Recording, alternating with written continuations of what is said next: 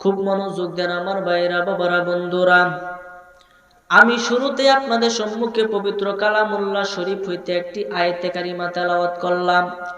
আমার আল্লাহ স্বয়ং ডাক দেয়া কয়, আলা ইন্না আউলিয়া আল্লাহ লা খাউফুন আলাইহিম ওয়া লা হুম ইয়াহজানুন।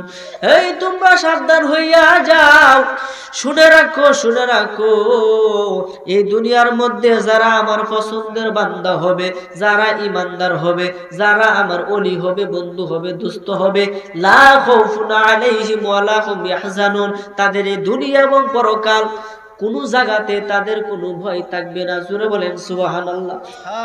এখন তো আমরা জাহান্নামরে ভয় পাই কি ভাই না?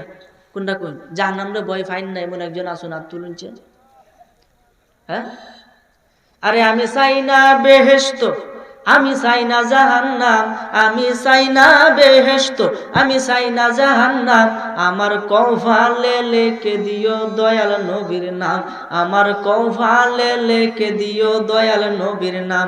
আমি চাই না বেহেশত, আমি চাই না জাহান্নাম, আমি চাই না বেহেশত, আমি চাই না জাহান্নাম, আমার কফালে লিখে দিও দয়াল নবীর নাম। বলেন না সুবহানাল্লাহ।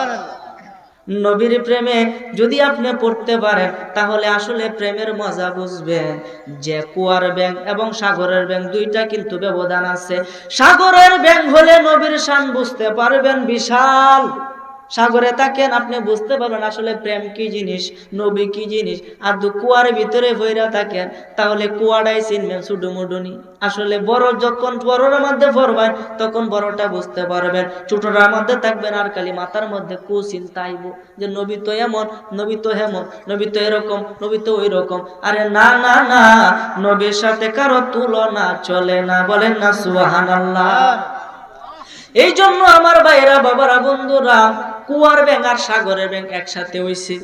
জোয়ার বাড়া হয় না, সাগরের মানে জোয়ার বাড়ে। এই সময় আপনার একটা সাগরের এক ব্যাঙ আছে জঙ্গলের মধ্যে পড়েছে গা, হেন আসেন এক কুয়া, কুয়ার ভিতরে গেছে আরেক ব্যাঙ, তে ব্যাঙ কটা হইলো দুইটা।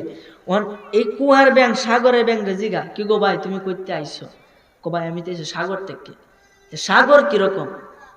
সাগর তো বিশাল জলরাশি, এটা তো কোনো বিশাল বড়। কতখানি বড় হইল? ও অনেক। কথা রাখো দেখাইতেছি।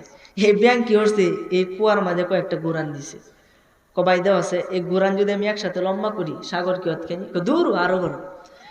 সে কি করছে, আরো কতক্ষণ গুরান দিছে, ফাঁক দিছে। ফাঁক দিয়ে কইতেছে পতন্ডি আর এমনটি একসাথে মিলায় যতখানি বড় সাগর কি কতখানি? দূর আরো বড়। তার আরো গুরান দিছে অনেকটি। গোরান দেওয়ার পরে কহেন সবগুলো একসাথে। এখন কি হইব? দূরবাট একটা কথা বল, তুই যদি ঘুরতে ঘুরতে মইরেও যাস, আবু হুজুরের কথা, তুমি যদি ঘুরতে ঘুরতে মইরেও যাস, তে সাগরের তুলনা কি আর এই কুয়ার ভিতরে দেখা নিয়ে যাবো? সুবহানাল্লাহ। যারা নবীর শান মানে না তারা তো কুয়ার ব্যাঙের সমতুল্য।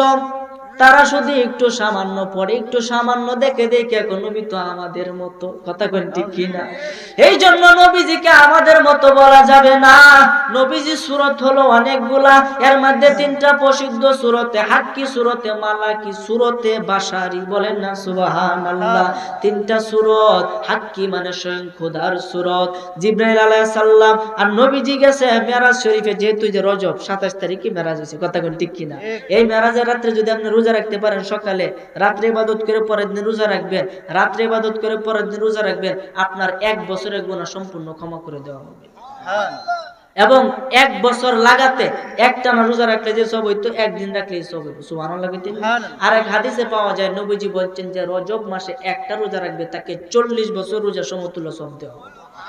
সাধারণ বিষয়, সামনে কিন্তু আইতাছে ইনশাআল্লাহ। সবাই রাজি আছেন না? প্রস্তুত থাকেন। আর মাত্র 1 মাস 14 দিন অথবা 13 দিন পরে আমাদের কিন্তু বড় রোজা শুরু। রমজান মাস কিন্তু আয়া পর্ব শুরু। আমরা এখন থেকে প্রস্তুতি নিব যে এবার 30টা রোজায় রাখবো। অনেকে কি করে দোকানের মধ্যে পর্দা টাঙ্গা দেখছেন, লাল পর্দা, যে সাবধান এখানে আসা যাবে না। লাল মানে সতর্কবার্তা। এরপর আপনি যাবেন মানে জাহান্নাম নিজের হাতে ক্রয় করবেন। আমার মনে হয় যারা রোজা রাখে না, বাড়িতে তো বউ রোজা রাখে, হ্যাঁ রাখে না। এখন দোহানো যদি বাত না দিত, বাড়িতে যদি বাত না পাইতো, তাহলে কি ঠিক হইল? কথা কোন ঠিক কিনা? এই জন্য আমার ভাইরা বাবারা বন্ধুরা, রমজান মাস আসতেছে, রোজা রাখবেন। জিব্রাইল এবং নবী করিম পাক সাল্লাল্লাহু আলাইহি ওয়াসাল্লাম যখন মেরাজে গিয়েছিলেন, ওই মেরাজে যাওয়ার পরে নামাজ ফরজ হইছে। এটা হলো মেরাজের মাস, রজব মাস, মহব্বতের মাস, দামি মাস। এই দিনে নবীজি মেরাজ করতে গিয়েছিল আল্লাহর দরবারে। আল্লাহর দরবারে যখন মেরাজ করলো, অনেক কিছু নবীজি দেখে শুনে হাইটে হাইটে আয়া আমাদের মধ্যে কইছে। ওই সময় নবী যায় কইতাছে, আমি আমার আল্লাহরে দেখেছি। সুবহানাল্লাহ। আমি আমার আল্লাহ দেখছি। তখন সাহাবীরা জিজ্ঞাসা, হুজুর আল্লাহ কেমন দেখছেন? তো একটা বিবরণ তো আছে। আমি আমার আল্লাহরে দেখছি, আমি নবীর নিষ্ঠুরতে। সুবহানাল্লাহ কইতেন না?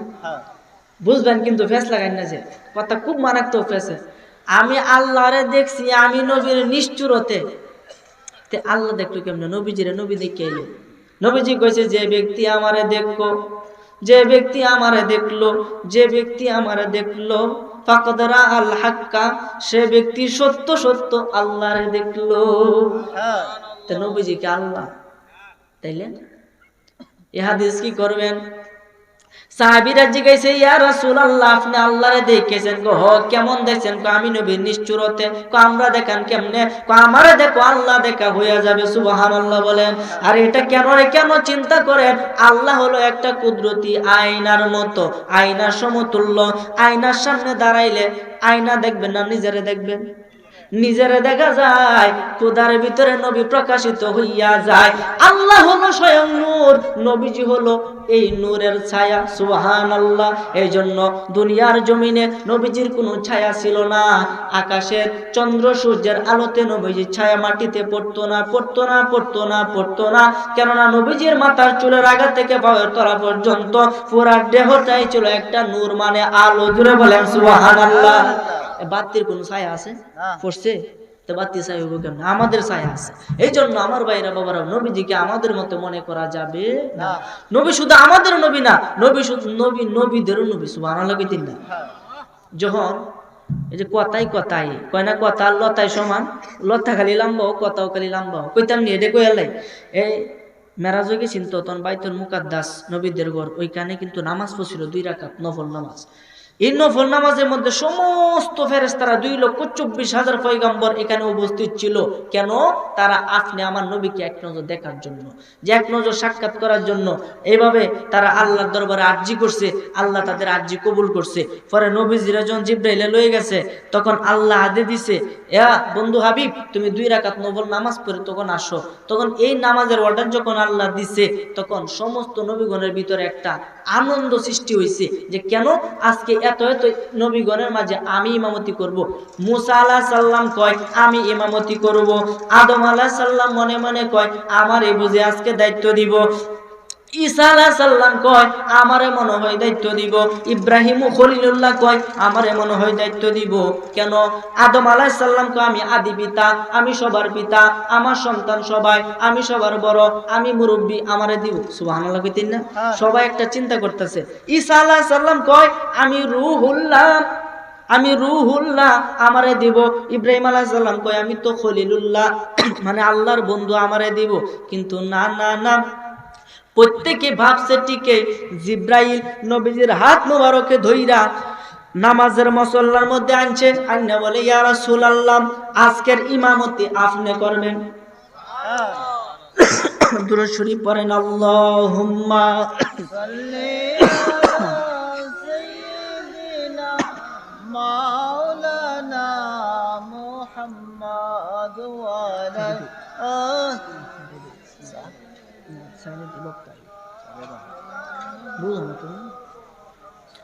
যাই হোক, কথাই কথা আনে। যাই হোক, এই যে ইমামতি করলো, এটা কেন করলো? নবী শুধু আমাদের নবী না, নবী হলো সাইয়্যিদুল আম্বিয়া, সমস্ত নবীগণের নেতা। বলেন সুবহানাল্লাহ। এই জন্য নবীজিকে সাধারণ বলা যাবে, আমাদের মতো বলা যাবে। অনুরোধ করি, নবীজিকে আমাদের মতো বলবেন না। যে অনেকে আছে তো নবীজিরে আমাদের মতো মানুষ কয়, এই আমাদের মতো চলছে, খাইছে, বাজার করছে, ঘুমাইছে। আরে তো আমাদের শিক্ষা, এটা আমাদের শিক্ষা, আমরা তাকে দেখে অনুসরণ করবো, সে আমাদের আয়না।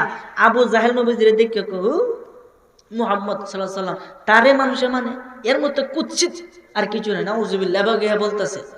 আবু বকর দেখে কো ইয়া রাসূলুল্লাহ, আপনার মতো এত সুন্দর এত সুপুরুষ আমার জীবনে দেখিনি। সুবহানাল্লাহ। তে কথা কই রকম হইছে? আবু জাহেল কয় কুৎসিত, নবীজি সাহাবী হযরতে আবু বকর কয় অনেক সুন্দর। কথা দুই রকম হইয়া গেল। সাহাবীরা প্রশ্ন করে ইয়া রাসূলুল্লাহ, আবু জাহেল আপনাকে দেখে হিংসা করলো, আবু বকর আপনার দেখে প্রশংসা করলো, এটার কারণ কি? নবীজি ডাক দিয়া কয় ও আমার আদরের সাহাবীরা, তোমরা শুনে রাখো, আমি নবী হইলাম একটা আয়না। আয়নার সামনে যদি কালি দিয়ে, মুহের মধ্যে কালি দিয়ে তুমি দাঁড়াও, এই কালিটা বাসবো কি বাসতো না? সাহাবীরা কয় হুজুর যেমন তেমনই তো বাসবো। তেমনই ভাবে যার এই কলব, যার দেহ, যার মন পবিত্র, যার মনে আল্লাহ রাসূল আছে, যার মনের মধ্যে কোনো পাপের কোনো কালেমা নাই, ওই ব্যক্তি আমারে দেখলে সে নিজেরই দেখবো, তার মানে ও পবিত্র। আর যদি তার ভিতরে কোনো খারাপ কাম থাকে, তার ভিতরে যদি ময়লা থাকে, সে যদি আমাকে দেখে সে ময়লাটারে দেখবো। এই জন্য আবু জাহেলের ভিতরে অন্ধকার, আবু বকরের ভিতরে হলো আলো। আবু জাহেল দেখছে কালো, আবু বকর দেখছে আলো। বলেন সুবহানাল্লাহ। এই জন্য নবীজি হইছে আয়না। নবীজির আয়না আল্লাহ, আমরার আয়না নবী। কথা কোন ঠিক কিনা? এই জন্য নবীজিকে দেখে আমাদের অনুসরণ করতে হবে, নবীর রঙে রঙিন হতে হবে। নবীজি মুখে দাঁড়িয়ে রাখছে কি রাখছে না? তা আমরা কাটতে লাইকে রে, তো নবীর থেকে তো বেশি বুঝি তাইলে কোনটা কোন। নবীজি 5 ওয়াক্ত নামাজ জামাতের সাথে গিয়া অসুস্থ 2 সাহাবীর বর্দে কান্দ বর্দে বর্দে গিয়ে নামাজ পড়ছে। আমরা একটু অসুখ হইলে ঘরের ভিতরে নামাজ পড়ি কেন? হ্যাঁ, নবীজি কয়দিন বিড়ি খাইছে না, তা আমরা কেরে খাই? নবীর রঙে রঙিন হন, জীবন পরিবর্তন হইয়া যাবে রে বাবা। দেখেন জীবন আর কতদিন, বাঁচবেন আর কয়দিন? নামাজ পড়েন প্রতিদিন, কয়দিন আর বাঁচবেন রে বাবা? 60 বছর 70 বছরের জিন্দেগি, এর ভিতরে নিজেকে মস্তান মস্তান ভাব দেখায়। আরে না, যেদিন আজরাইল আপনার সামনে চলে আসবে, ওই দিন 3.5 রাত কবর আপনার মাটির ঘর হবে। উপরে মাটি, সামনে মাটি, পিছনে মাটি, ডানে মাটি, বামে মাটি, সব দিক দিয়ে শুধু মাটি আর মাটি। ইমানদারের মৃত্যুর সময় সে একটা স্বপ্ন দেখে। কি দেখে? কথাগুলো বুঝবেন। ইমানদার মরার সময় একটা স্বপ্ন দেখে, সে স্বপ্ন দেখে তার জান কবজ করা হইতাছে। স্বপ্ন মানে কিন্তু কাটতের লোক কিন্তু দুঃখ পাওয়া যায় না। দেখুন যে স্বপ্ন দেখে অনেকে দেখবেন যে নিজেরে মাইরা যাচ্ছে, কাটতেছে, কিন্তু দুঃখ হয় না। এমন আছে কিনা? আছে। তাহলে এই স্বপ্ন থেকে যখন ইমানদার দেখবো তার মৃত্যু মানে আজরাইলে মারতেছে, তার কষ্ট হইতো না। মূলত সত্যি সত্যি মারতেছে। বলেন না সুবহানাল্লাহ। তো এই স্বপ্নের ভিতরে তার জান কবজ হয়ে যায়। স্বপ্ন তাকেই দেখে, তাকে গোসল দিতেছে, কাফনের কাফন পরাইয়া, জানাজার ময়দানে নিয়ে জানাজা পরাইয়া তারে কবরস্থ করতেছে। স্বপ্ন তাকেই দেখতেছে। স্বপ্ন তাকে এই কবরের মধ্যে রাখার পরে তার হুশ ফিরে আসবে, সে মাটির গন্ধ পাবে। তখন সে সজাগ হবে, সজাগ হয়ে দেখবে সব দিক দিয়া মাটি আর মাটি মাটি। তখনই ফেরেশতায় প্রশ্ন করে, মার রব্বুকা, তোমার রবকে। বলেন সুবহানাল্লাহ। উত্তর দিতে পারলে ভালো, না পারলে জ্বালা। কেমন জ্বালা? একটা ফেরেশতা আছে যে চোখে দেখে না, কানে শুনে না, তার হাতে একটা লোহার মুগুর থাকবে, সে খালি এটা দিয়ে পিটাইবে আর পিটাইবে। সে চোখেও দেখবে না, কানেও শুনবে না, আপনার কি অবস্থা হইতেছে এটা সে উপলব্ধি করতে পারবে না। আপনি চিল্লাইতেছেন, এটা কান দিয়ে শুনতে পারবে না। শুধু 24 ঘন্টা শাস্তি আর শাস্তি। নবীজি বলেছেন 3.5 রাত কবরের ভিতরে যদি কেউ বেঈমান ঢুকে যায়, তার কবরের ভিতরে 70 থেকে 99টা সাপ কবর চলে আসে, কবর ভরে যায়। নাউজুবিল্লাহ বলেন। একটা সাপের বিষ যদি 1 ফোঁটা এই দুনিয়ার জমিনে পড়ে, পুরা পৃথিবীর মধ্যে আর কোনো সবুজ গাছ হবে না। তাহলে বিষটা মনে খুব মানে নরমাল না? আহা, ইমানদার হোক। আমরা সকলে ইমানদার। আমরা বলছি লা ইলাহা ইল্লাল্লাহু মুহাম্মাদুর রাসূলুল্লাহ, ঈমান আনছি, নবীর প্রতি বিশ্বাস করছি। নবী হইছে ঈমান, আমরা ঈমান আনলাম। তো ঈমান আনার পরে আমাদের কাজ হলো নামাজ পড়া, এরপরে কাজ হচ্ছে রোজা রাখা, এরপরে উপযুক্ত হজ যাকাত আদায় করা। এইভাবে তো আমরা স্টেপ বাই স্টেপ কাজগুলো করি। বলেন আমাদেরকে মঙ্গল হবে নাকি অমঙ্গল হবে?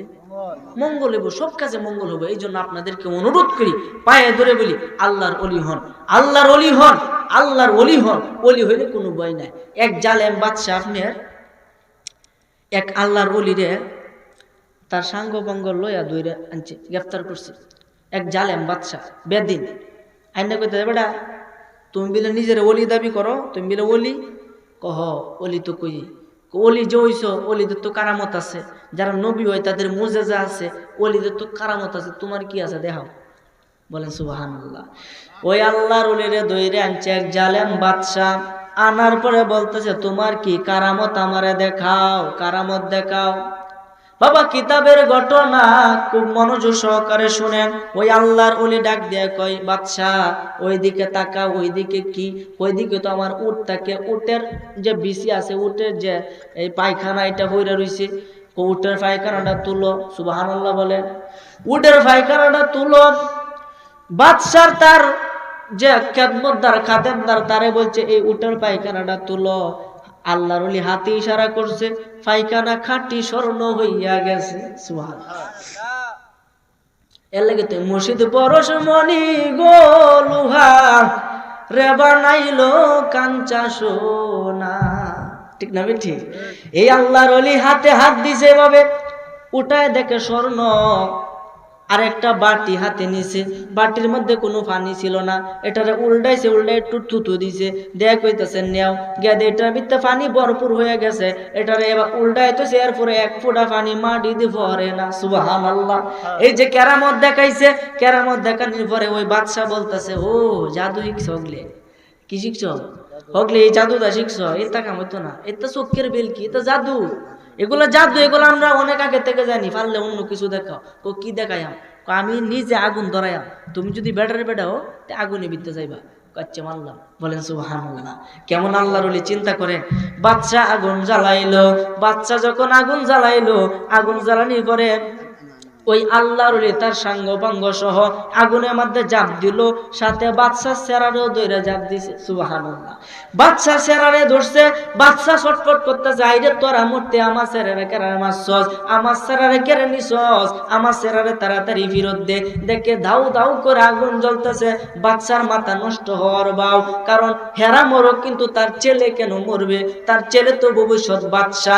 এখন সে চিন্তা করতেছে, হঠাৎ করে যখন আগুন নিভলো, তারা আগুনের থেকে বাইর হইল, তাদের শরীরে একটা পশম পুড়ে না।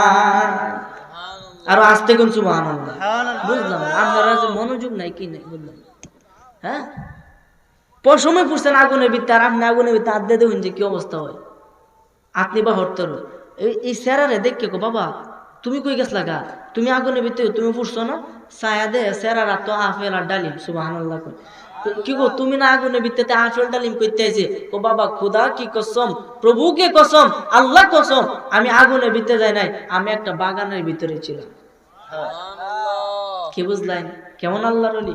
তখন একজন বলতেছে হুজুর ও আমার আদরের বাদশা, এই আল্লাহর ওলি আপনাকে জাদু দেখাইতেছে, খবরদার তার জাদুতে বিশ্বাস করবেন না, করবেন না, করবেন না।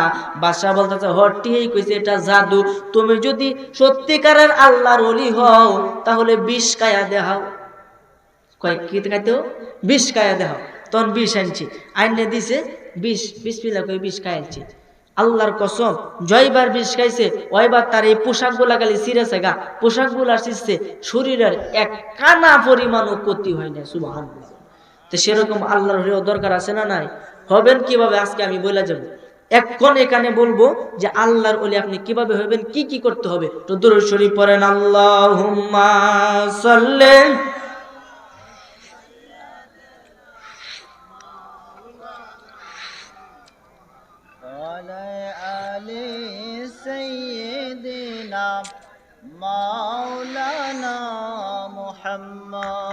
আল্লাহর ওলি হওয়ার জন্য কামেল পাস করা লাগে না, আল্লাহর ওলি হওয়ার জন্য টাইটেল পাস করা লাগে না।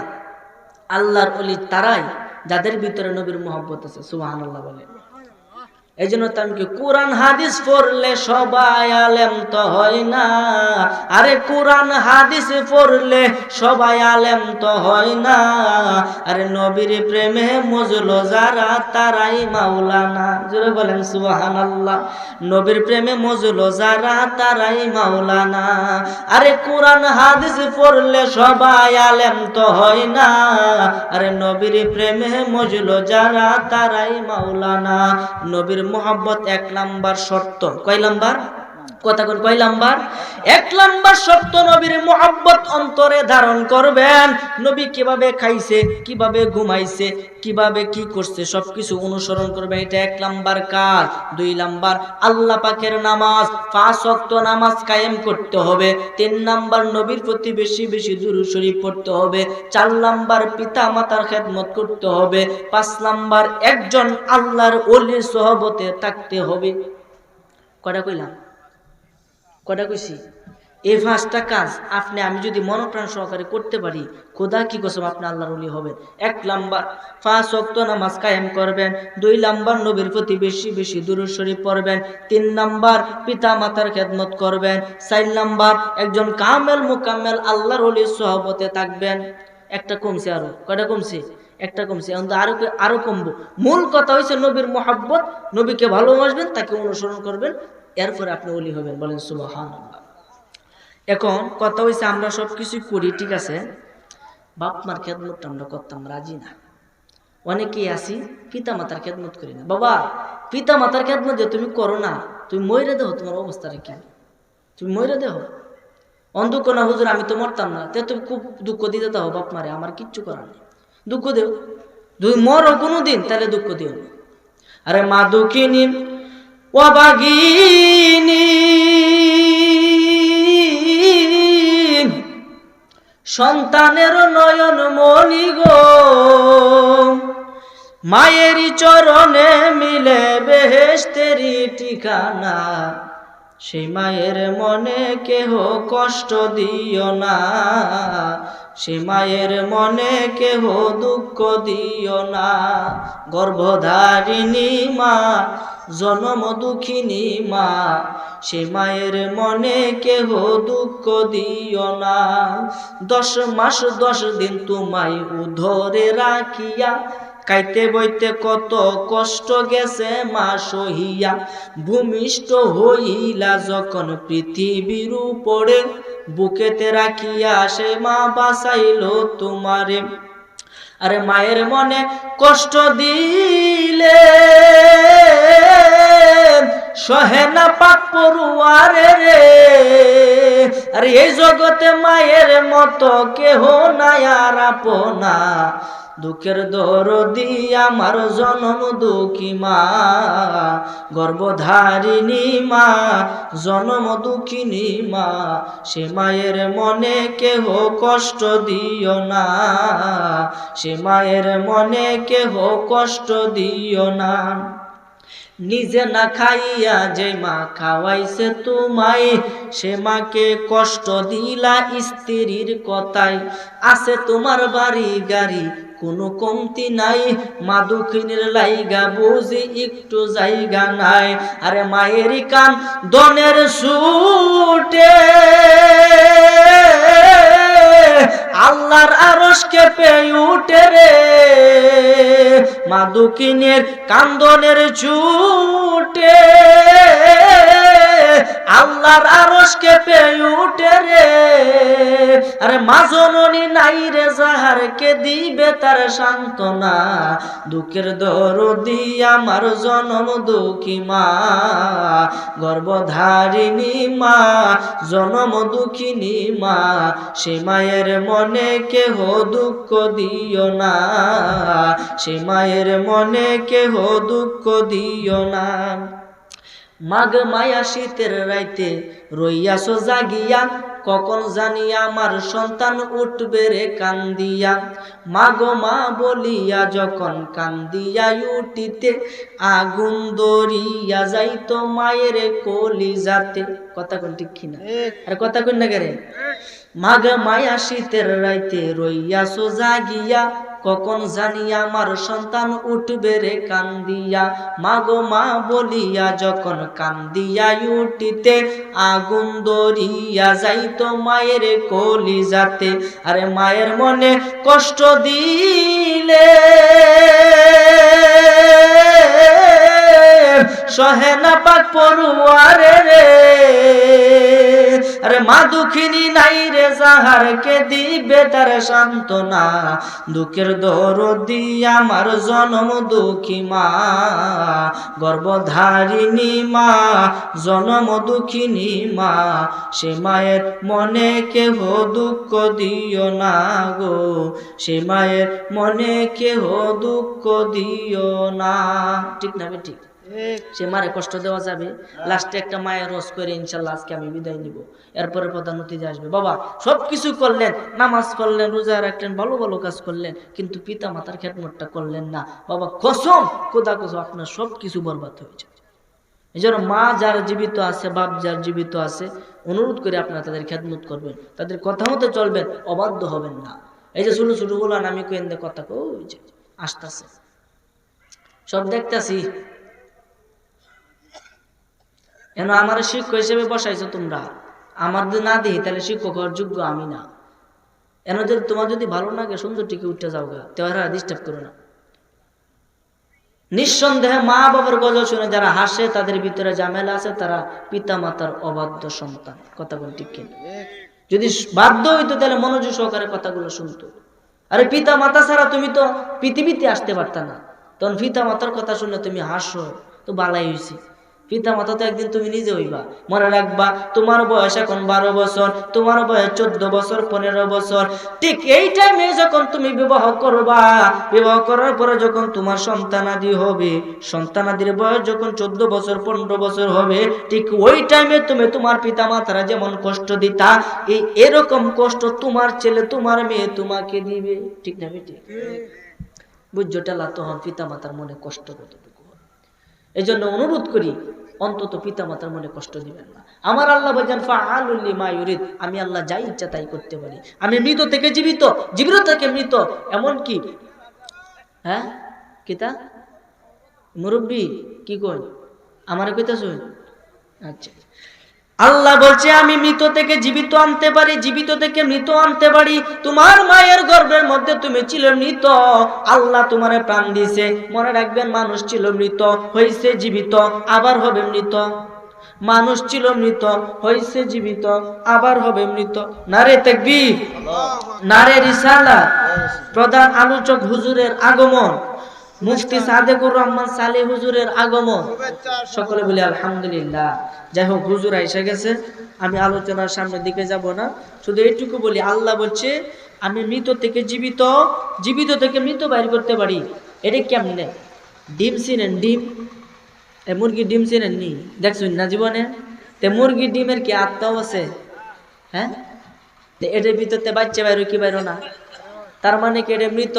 মৃতত্বে বাইরিল জীবিত। আর একটা মানুষ, সে কি জীবিত না মৃত? জীবিত। তার ভিতর থেকে মরা সন্তান হয় কি হয় না? তে ওই আল্লাহ তো খেলা, এটা কথা কোন ঠিক কিনা? এই জন্য সর্বাবস্থায় আল্লাহকে হাজির রাজির রেখা, নবীজির মুহাব্বত অন্তর লালন পালন কইরা 5 ওয়াক্ত নামাজের পরে আয়াতুল কুরসি পড়বেন, মাগরিবের নামাজের পরে আপনি আউযু বিল্লাহি সামিল আলিম মিনাশ শাইতানির রাজিম এই নামে 3 বার কইয়া সূরা হাশরের শেষ 3 আয়াত পাঠ করবেন। লাউ আনজালনা হাযাল কুরআনা আলা জাবালিল লারাআইতাহু খাশিআম মুতাসাদ্দিআম মিন খাশিয়াতিল্লাহ ওয়া তিলকাল আমসালু নাদরিবুহা লিন-নাসি লাআল্লাহুম ইয়াতাফাক্কারুন হুয়াল্লাহুল্লাযী লা ইলাহা ইল্লাহু আলিমুল গায়বি ওয়াশ শাহাদা হুয়ার রাহমানুর রহিম হুয়াল্লাহুল্লাযী লা ইলাহা ইল্লাহু আল মালিকুল কুদ্দুসুস সালামুল মুমিনুল মুহাইমিনুল আজিজুল জাব্বারুল মুতাকাব্বির সুবহানাল্লাহি আম্মা ইউশরিকুন। আছে না নাই? পবিত্র কোরআন শরীফে এই আয়াতটা পড়বেন মাগরিব এবং ফজরের পরে। আল্লাহুম্মা আজিরনি মিনান নার 7 বার পড়বেন, সুবহানাল্লাহ 33 বার, আলহামদুলিল্লাহ 33 বার, আল্লাহু আকবার 34 বার। এরপর লা ইলাহা ইল্লাল্লাহু ওয়াহদাহু লা শারীকা লাহু লাহুল মুলকু ওয়া লাহুল হামদু ওয়া হুয়া আলা কুল্লি শাইইন কাদির। এই কথাটা পড়বেন। এভাবে 5 ওয়াক্ত নামাজ আগে কায়েম কইরা 5 ওয়াক্ত নামাজ পড়ে কিছু কিছু আমল করবেন এবং বেশি বেশি দুরূদ শরীফ পড়বেন, আল্লাহ পাকের নামে জিকির করবেন, ইনশাআল্লাহ আপনার ভিতরে নূর পয়দা হবে। এরপরে 40 দিনের আমল, 40 দিন শেষ হলে আবার 40 দিন, এভাবে করতে করতে জীবন অতিবাহিত হয়ে যাবে। এই জন্য অনুরোধ করবো আপনারা আমলে পরিণত করেন। আমার কথায় কেউ কষ্ট পাইছেন? এনে আসুন কেউ আমি আপনাদের এলাকার সন্তান, আপনাদেরকে নিয়ে যে আমি কি করবো আমি নিজে বুঝতেছি না। যাই কিছু কথাবার্তা বলছি আপনারা কিছু তো অন্তত বুঝছেননি, না বুঝলে প্রশ্ন করেন, যে দোয়া করবেন আল্লাহ যেন আমাকে যতটুকু আলোচনা করেছি আলোচনা মোতাবেক আমাকে এবং আপনাদেরকে সকলকে সঠিক আমল এবং বুঝ দান করুন, বলেন আমিন। হাদা ওয়া আখিরি দাওয়ানা আলহামদুলিল্লাহি রাব্বিল আলামিন। আসসালামু আলাইকুম ওয়া রাহমাতুল্লাহি ওয়া বারাকাতুহু। হ্যাঁ।